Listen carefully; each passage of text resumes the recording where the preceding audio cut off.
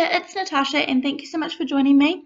Today, this is the card that we are going to be creating, a baby card. I have found myself seriously short of baby cards at the moment, so I'm on a little bit of a kick. So I have this set here from Lawn Fawn, and I am going to be using this set and the matching dies to create part of today's card. I have picked out all these random pieces of paper from my scrap pile, just super random collection, and I have some VersaFine Onyx black ink, and I have a couple of acrylic blocks as well. Now, the name of this is Little Bundle, and as I said, it's from Lawn Fawn. It's definitely an older kit. It's been out for a few years. I will admit, though, that this one has been one of my most used baby sets. I don't know, it just seems to be the right size, and the clothing is super cute and a super versatile set. You can see that I've used it heaps and heaps, so good value. Anyhow, I'm picking off the things that are kind of the right size, and I definitely like some better than others in the set, and I'm just going to stamp.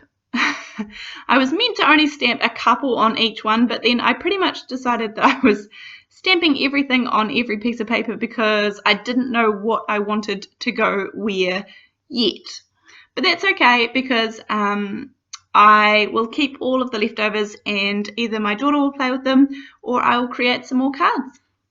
I did want this card to be kind of gender neutral, so I made sure I included I did include blues and pinks, but I also included greens and yellows and those sorts of colours, just so it was kind of an all-round card.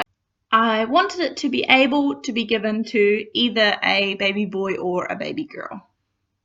Now, this is just for my sake. This is actually some masking paper, and I'm cutting it into these teeny tiny little strips, maybe like 1/8, 1/16, somewhere between there, of an inch strips. And this is purely so I can space things evenly on my card. Now, you could kind of draw in some pencil lines, however, I didn't want to kind of have to go in amongst all of the little things and erase the pencil lines later on. I wasn't sure how easy that would be. So yeah, anyway, this is just the technique that I went with, and I'm sure there are other good techniques out there for spacing things nice and evenly. But anyway, I'm just using the grid mat behind me to make sure that I have everything evenly spaced, and I'm kind of just working from the bottom up, and it's like 3 of the squares on my mat, which I think is 3 centimeters. I think this is in centimeters, this mat. And so I have kind of spaced them as evenly, and then I'm just going to tuck them in behind, and there we go. So from there, I have got this this alphabet set, and this one is from AliExpress, the stamp set, and I will try and link it down below if I can still find it. And I'm obviously spelling out the word baby, and baby has 2 B's in it, so I'm actually going to pull out another letter, and I think it's a D, just to be kind of a space holder so that I can see where I roughly want the letters to be. Because I have like it's 3 squares across, and 4 squares down, it's not going to be even or anything, but that's okay. I'm not too worried about it being even. But I do have some tumbled glass and some spun sugar distress oxide inks, and obviously it's kind of aiming for like a baby blue and kind of a baby pink color. And I'm just going to alternate, so it's going to be the first B is going to be blue, and then the A is going to be pink, and then the second B is going to be blue, and then the Y is going to be pink as well. And again, I'm trying to make it, I could have done them yellows and greens maybe, but I just think the blue and the pink makes it kind of really obvious for a baby card. And because I'm including both the blue and the pink, hopefully, again, it can be used for, it won't matter which gender the baby is that it ends up being given to. So I have stamped those out, and they stamp quite well. I do like doing it with a MISTI so that you can kind of stamp a few times with the Distress Oxide inks.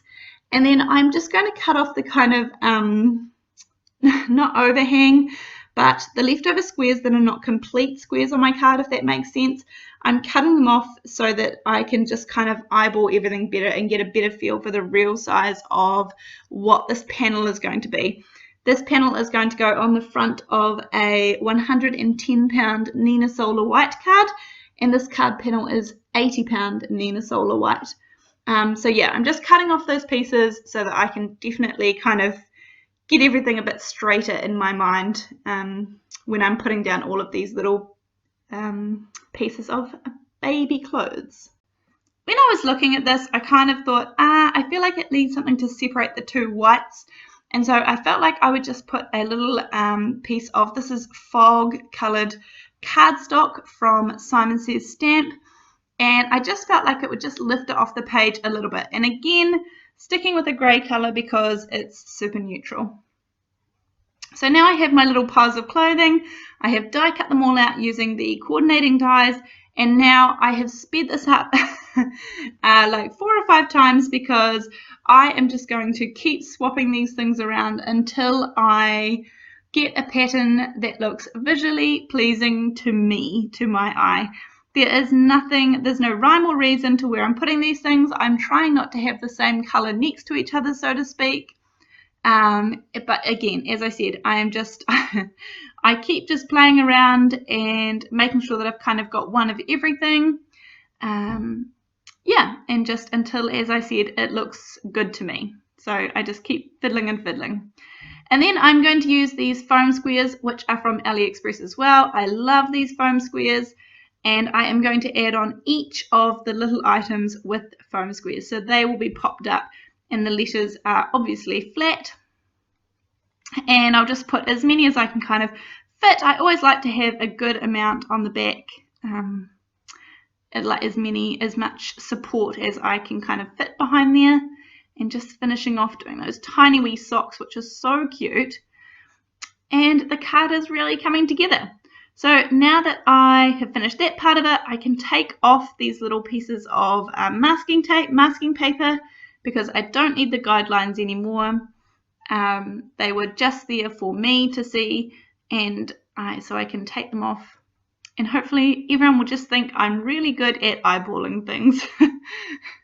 So they come off nice and easily. As I said, I wasn't sure if I would be able to erase pencil lines in between all of the popped up little elements, so that's why I didn't do that.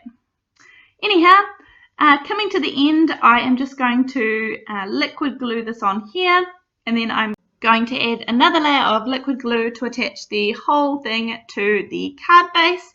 And I'm just using liquid glue. I'm not using foam tape because I think it's already got the little popped up elements enough, and that's plenty for this card.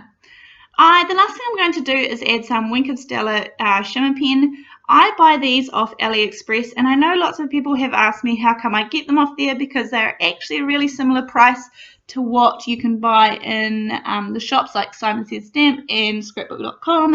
However, shipping for me to New Zealand from those shops is like $15 to $20, and so for me it is just so much easier to use Ali and so much cheaper when they have free shipping. So that makes sense for me. Anyway, I hope you enjoyed this card, and I hope that you can recreate it or got some inspiration from it, and I will see you on the next video. Thanks. See you next time. Bye.